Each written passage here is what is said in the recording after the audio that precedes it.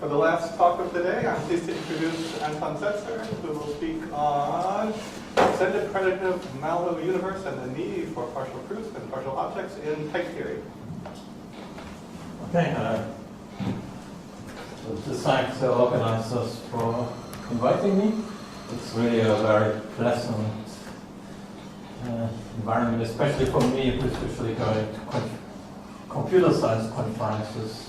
It's very nice, and here everything is much calmer, it's more concentrated on truth rather than on rejecting each other on the basis of I reject your paper because I don't like your title. There was a variant of this talk which I gave 2 weeks before, which was chosen by my co-author, where in the title he put beyond Curry Howard. I don't want to make such a bold claim, but what we want to explore is how, when we look at I would say medium strong theories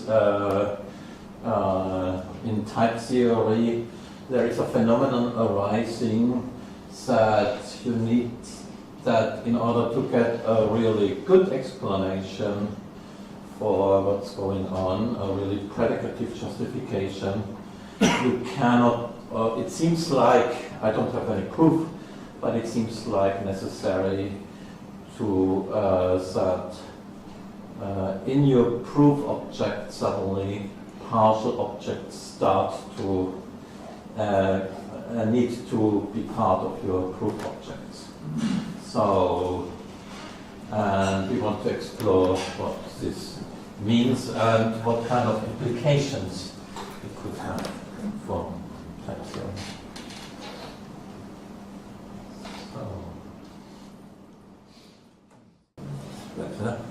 So I will.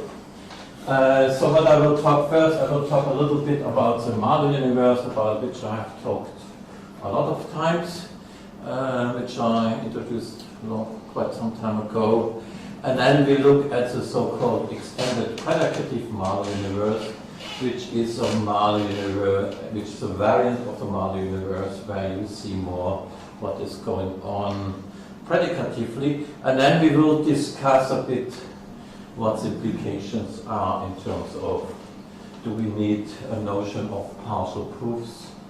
Do we need partial objects? What would be the role and what can we do about it? So first steps towards the Mahlo universe. So that the framework I'm working here is traditional Martin-Löf Type Theory. And in Martin-Löf Type Theory, we define a universe. Universes are given. Yeah, first of all, just for those who in type theory should be called set theory because the word type never occurs. It is called, for traditional reasons, we talk about set, but set means essentially a type.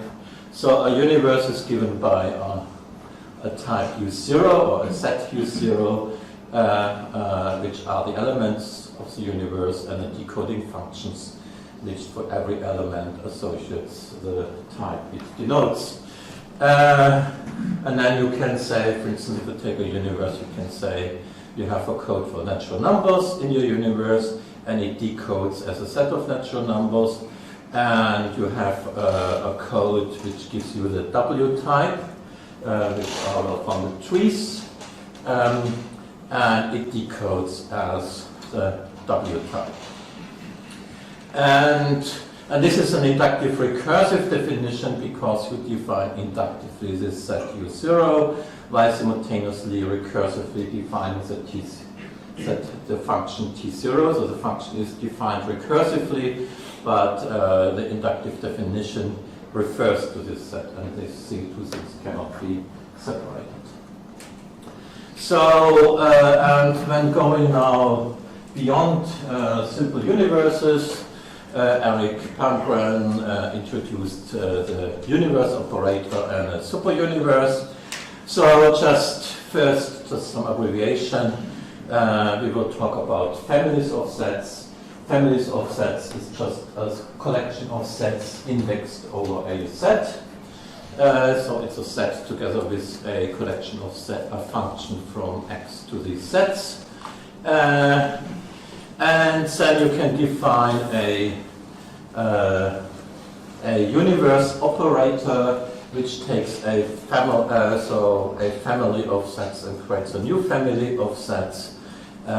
So U plus A would be then a universe which contains the elements in the underlying collection. This is all used in order to get stronger proof-theoretic strengths, because some inaccessible cells are considered as to be too small or too. In some sense, the whole thing is about giving the constructive underpinning of proof theory. So when we develop proof theory, we analyze strong theories, but there is a trivial proof-theoretic analysis of any theories by essentially just putting together all the well-ordered proofs. So there must be, so once you have done a proof-theoretic analysis, there must be some kind of, we need to know why did we do it and what do we gain. And I think the constructivization is where a lot happens, where a lot is settled. So when we, so that a proof-theoretic analysis of strong theories is, in my opinion, only complete once you have some kind of constructive underpinning of it, whatever that means. So I'm here quite flexible. It doesn't mean that you need to go to Martin-Löf Type Theory or whatever, but some kind of understanding how this thing that you are constructing is, or how you can construct what you do, and with some kind of insight into why this whole thing is consistent. And here we want now to look at Mahlo cryptographic set theory with a recursively Mahlo ordinal, and how to get this using universes. So, and the first step is when you have universes, you get them inaccessible, and when you want to go beyond, you need to go to hyper-inaccessible and hyper-inaccessible, etc. And then you end up with the universe operator, which tells you that, which gives you more and more universes. So what you get when you have this universe operator is that if you have a universe, then you can form a universe on top of it, and then you can form a universe on top of it, and you can iterate this, but you cannot, you don't stop at omega steps. So you can go whenever you have a collection of universes, you form a new one, a new one, a new one.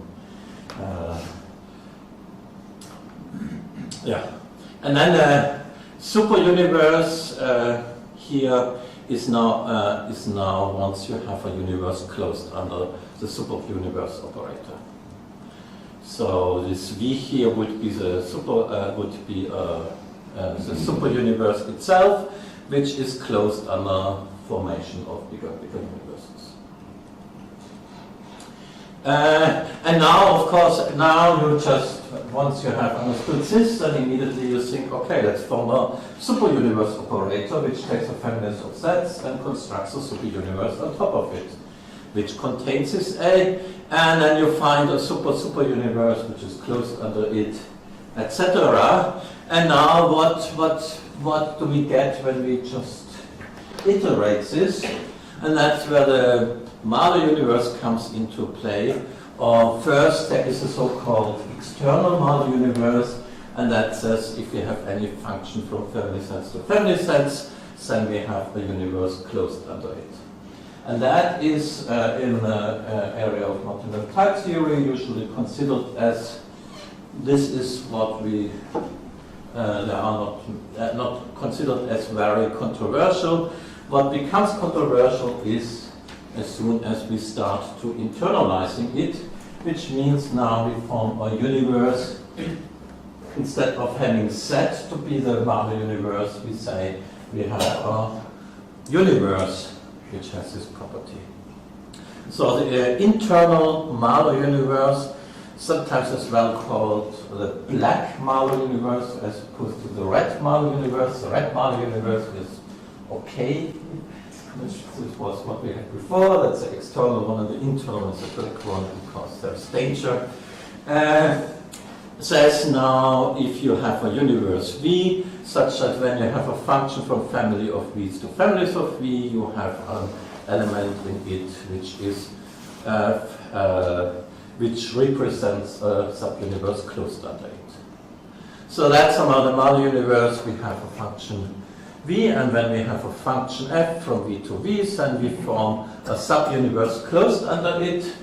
The existence of UF doesn't add much, any strength, or doesn't add much, but the existence of a code for it, that's what knocks it. And once you have the Mahlo universe, you can do the super universe, super universe, etc. You can all simulate them.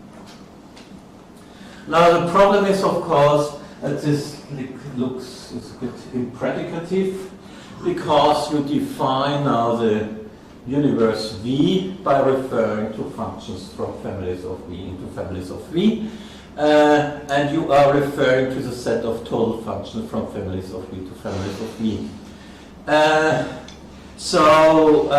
that it looks per se as impredicative. Now, why is it considered as not so problematic? One thing is, I think one underlying argument is, if it's okay for the external Mahlo universe, then why shouldn't you be able to internalize it? But the other thing is, somehow the naive thinking is, or let's say that's something which it would be very nice to build a model based on this, is when you form a function from families of V to families of V, we don't add any elimination rules. So Eric has shown that if you add elimination rules, then it becomes inconsistent.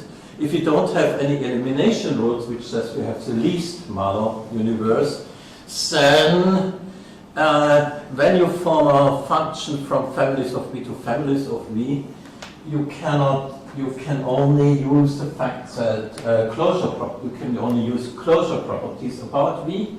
You cannot analyze this element, so you are not really referring to the totality. So in some sense, these functions are really, you accumulate just knowledge about the closure of it. And when you,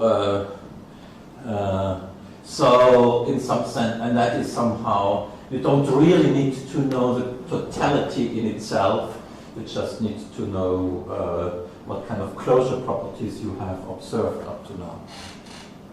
However, if you, this has not been, it would be nice to form a model of it, but that model doesn't exist.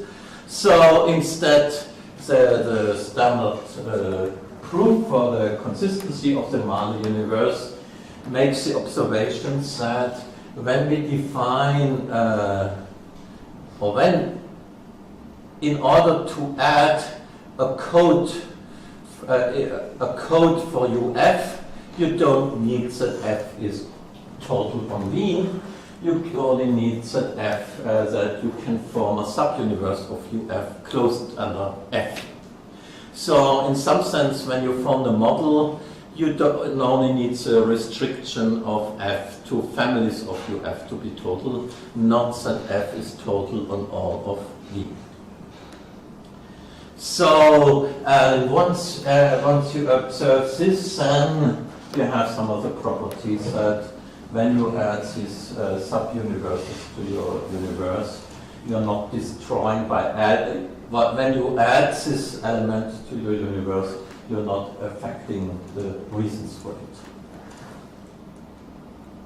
So what we like to do is now to form just some subuniverses of V.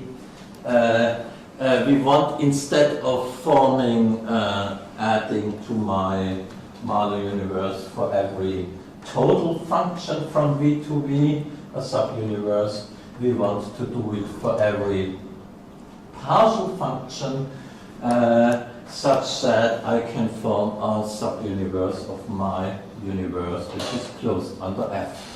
So what we do, so the idea is we form for every partial function f a subuniverse pre-fv of v which is closed under f as long as f stays in v.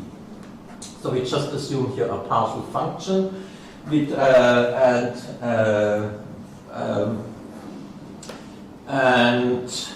we form a subuniverse of v closed under f, but only as long as we can apply our function f.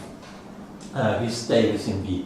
If by applying f we leave v, then we don't add it.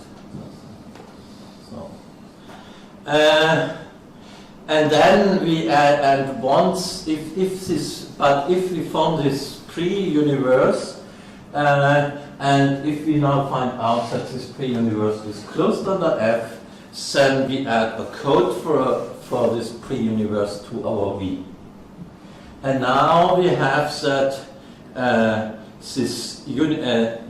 once we add this code for UF to V, we don't destroy, or we don't, by adding this element, we don't affect the reason for adding it, because we have shown we have a subuniverse closed under it, and this argument is now finished. It doesn't depend on future elements being added to V. However, this requires a notion of a partial function. And the problem is now Martin-Löf Type Theory is completely based on totality. Everything is total, which in some sense is as well from a programming point of view quite difficult.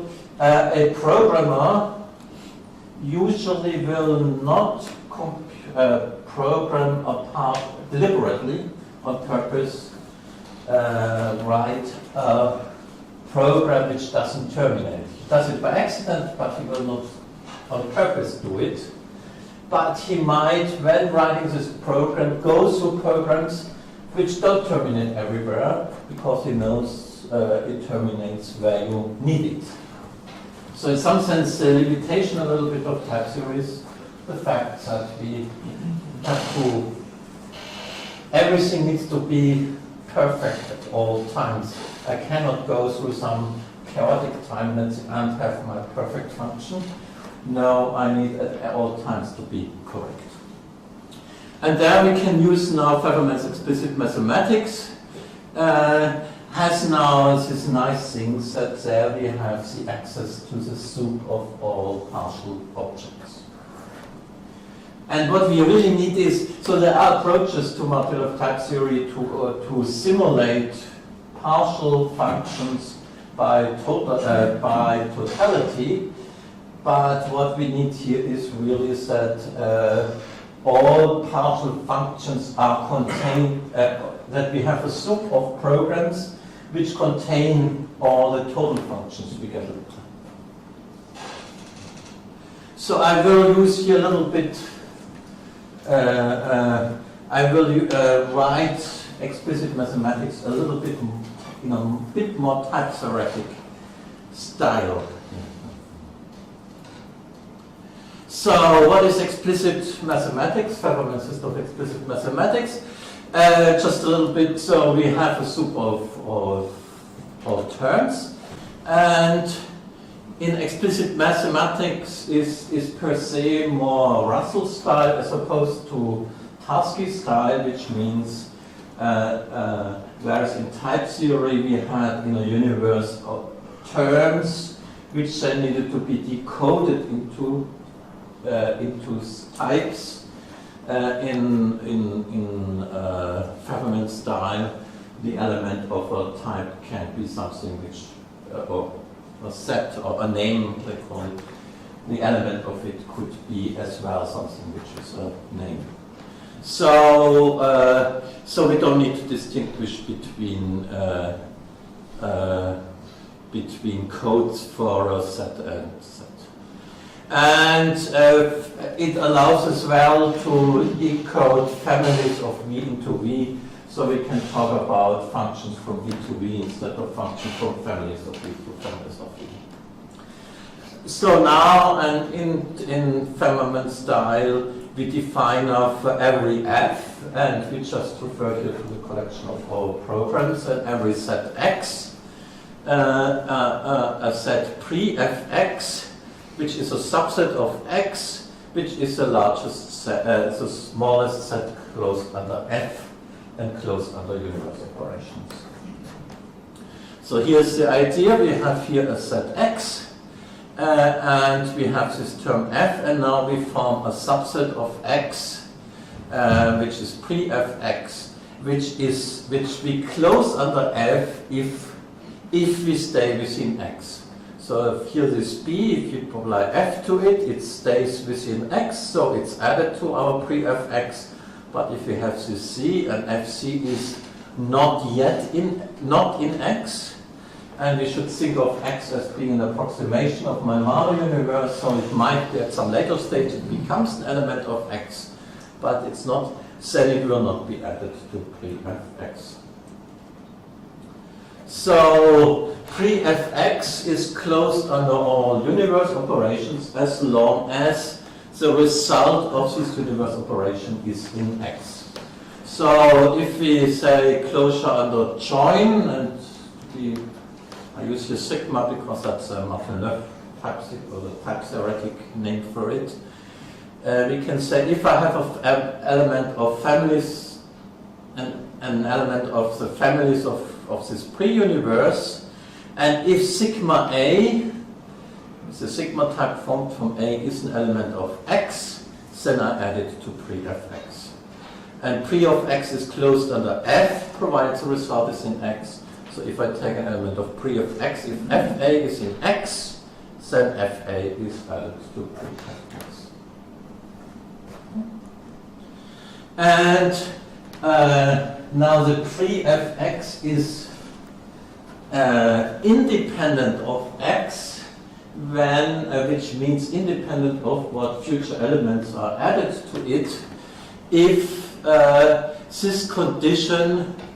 these conditions here are always fulfilled, which means for every element in the families of pre of x, sigma A is already in x, and if I take an element of pre of x and apply f to it, I am up in x. So that is now, here's the situation. So we have this x, and we form this pre-fx, and it's independent if the f, so with f, or whenever I have an element in it, the fx is already in x, and it's closed under, and as well for any universe operations. However, being independent doesn't mean that f is defined on all elements of capital X. So there might be elements in capital X where f applied to it leaves it.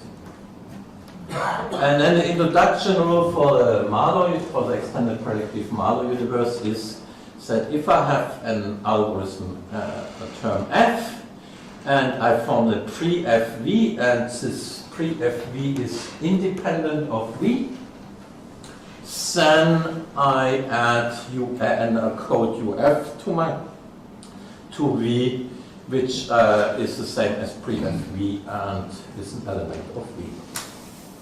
And the nice thing is now, here we get now an elimination rule. We can define the least universe closed under this introduction rule. You can as well add easily an introduction rule, a rule expressing that uf is the least set closed. Or actually for every pre-fv you can have it's the least set having least closure properties.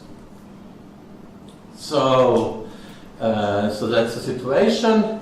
We have our V, we form our pre-universe as a subset of it. When it's independent, then we have somehow everything in it, nothing will be added later. and then we add the UF to it. But F does not need to be total on V.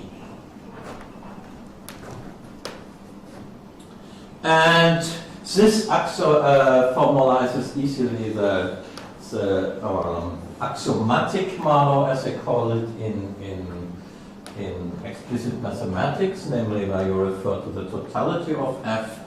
Yeah, if you have a total function, then pre-FV is independent of V automatically because it's all of V is closed, so pre-FV is closed, and therefore the universe, it fulfills the rule for the axiomatic or the total Mahlo principle that for every total function from V to V you have a subuniverse closed under it. So it has this strength.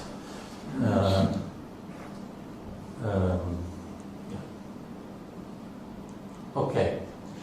Now, what is now the consequence of this? Is now that in order to get a good justification of this kind of type theory, in some sense, you see here we need a notion of partial objects which occur as elements of the subuniverse, and they will eventually arrive at other at proofs as well. The problem is now this element relation becomes immediately undecidable because if S is just a term which doesn't have any argument in it, why it's a T, it could run forever, so it's undecidable whether an element S is an element of T. So what we can say is, if we look at it, that this element relation means in some sense S is not, if you look at T as being, so in type theory, propositions are coded as types and then the elements are considered as proofs. But here we can say if T is now a proposition, then this S doesn't contain information why it's an element of it. So it cannot be considered as a proof because a proof needs to be decided. If you have a proof, we want to check that it's a proof.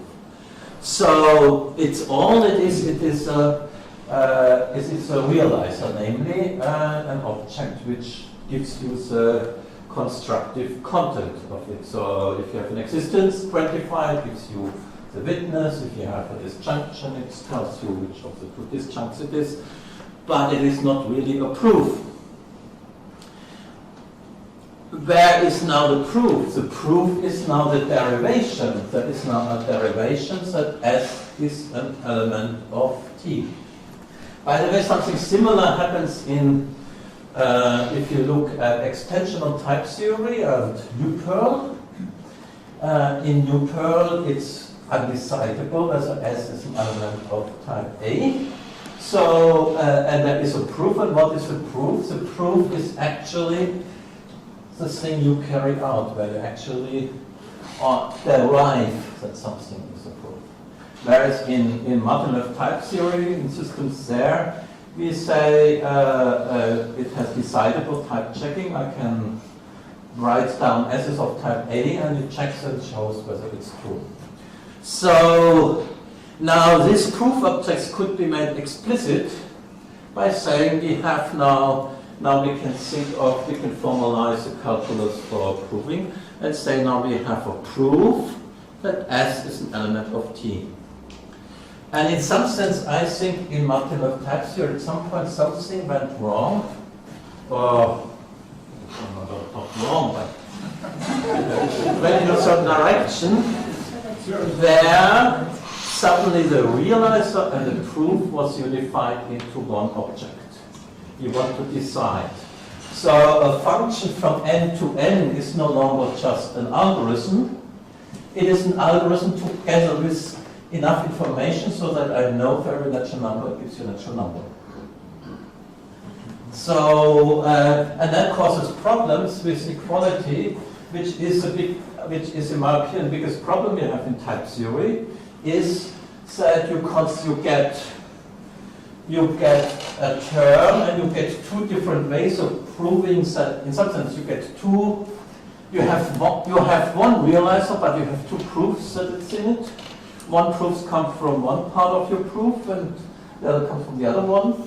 And if you code this into two, they don't match, and then you constantly have this problem that things don't type check, although you believe they should type check, because they come from because the reason for its truth is part of your other. So here I have now made some. These are very preliminary experiments. How you could do now this in Agda, which is a type theory. How you could write the extended predicative Mahlo universe in type theory by taking this, what I just said. You need to have a proof that S is of type T. So you have a relationship between two terms and a proof object that it is. And you can do this. This is only a very partial. It's by far not a full system, and there are probably lots of complications still to be solved. So we have here a collection of terms like natural numbers, 0, m. We have a success operation, and we have a reduction relation, which at this moment in this preliminary thing is defined. It's undefined, so there are no reductions at this moment. So that's still to be done. And then we can, for instance, define now the set of realizers for a natural number, which are our natural numbers, by having a proof that 0 is a natural number, and if t is a natural number, then such t is we have a proof that if t is a natural number, then such t is a natural number, and we have an equality proof. Closure number. Then we have sets. For instance, we have a proof that nut is a set. We have for this pre-universe that this is a set. We have this M should denote the Mahlo universe is a set, and it's closed under. And here now we have now the definition of the Mahlo universe, and it's the PU operation. So we have here the PUAF. So we have a proof if A is an element of the Mahlo universe, then A is an element of the pre-universe from A and F. Yeah, I have instead, before we were talking only about a function, but I have here added as well a starting element into this set as well. And we have, if X is an element of my pre-universe, and if I apply F to it, then we get an element of the Mahlo universe, and we get an element of PUAF, and it's closed under equality. And the Mahlo universe itself has now the property that if this pre-universe is closed under F, then PUAF is an element of M, etc. So what we see here now is, or what have we seen now here? We have seen predicative in a more general sense, of course, not in the sense of what type theory is, which means below gamma 0, but in a much more general sense, a predicative presentation of the Mahlo universe based on partial functions, which needs these partial objects. And when we look at this partial object, then they start to go into your proof, but then you get suddenly undecidability, and then you need to add proof objects for your, and you need to, in some sense, separate realizers and proof objects. Thank you.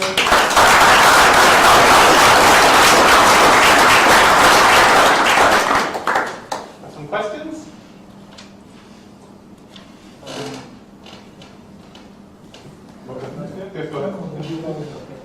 So Martin-Löf and Corey Connect last year has a paper where they defined several equivalent notions of partiality in Martin-Löf Type Theory, or maybe extended with function personality. And for example, you can define what I mean by a function from A to B to be the embedding. And then you can consider then this type A together with the embedding function behave like a subtype of B. So now you have a notion of subtype. Then when you're defining the type of partial functions from A to B, you can consider the element to be a pair. The first component is the subtype of A, and the second component is the total function from the subtype of A to B. Then you have the notion of partial functions. Does this notion doesn't work for you?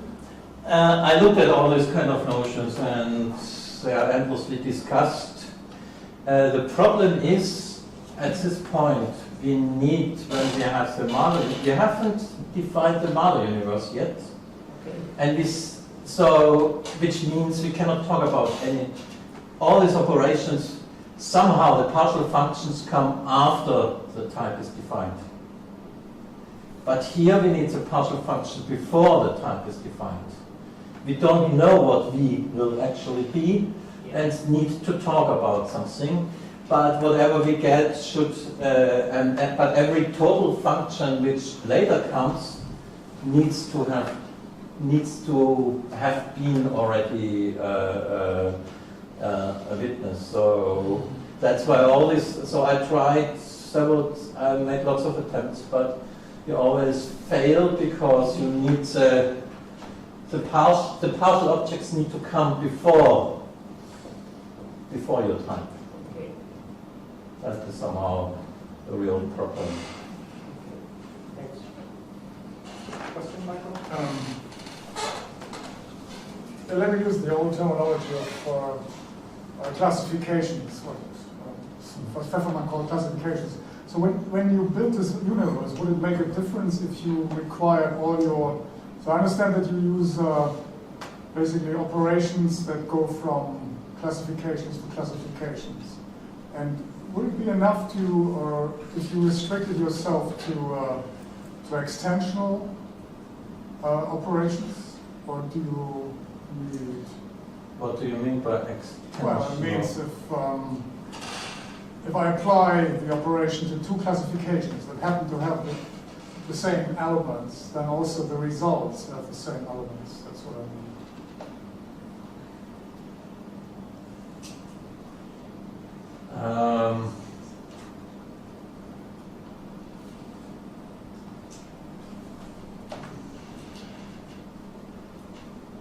In some sense, we are working here in some sense, the whole understanding is here very extensional here.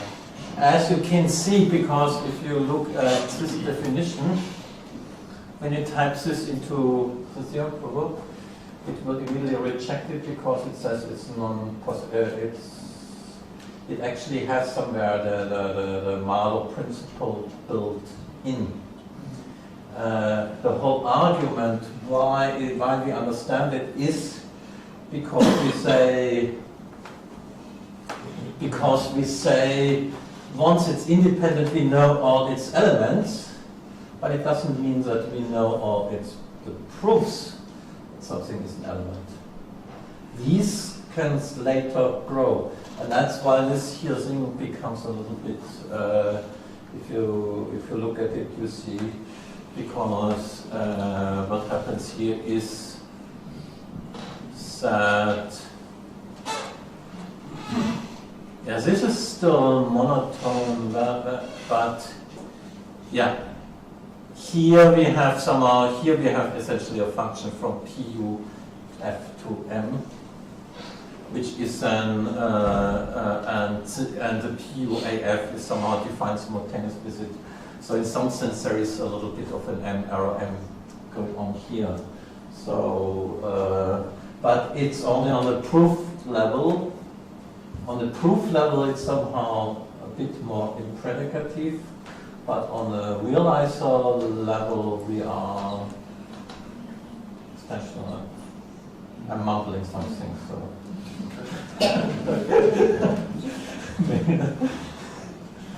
Further questions? Maybe one quick question. So, if memory serves me right, Sergei piloted something with universe in explicit mathematics, did you also treat the Mahlo case? My memory says that you did, but I might be wrong. I don't remember him talking about Mahlo. Monotonic activity. Yeah. But it's classical or Oh, it's classic. Okay. Isn't it that he did these combinators? That you replace the... Yeah, there are other formulations of but I don't think he did this kind of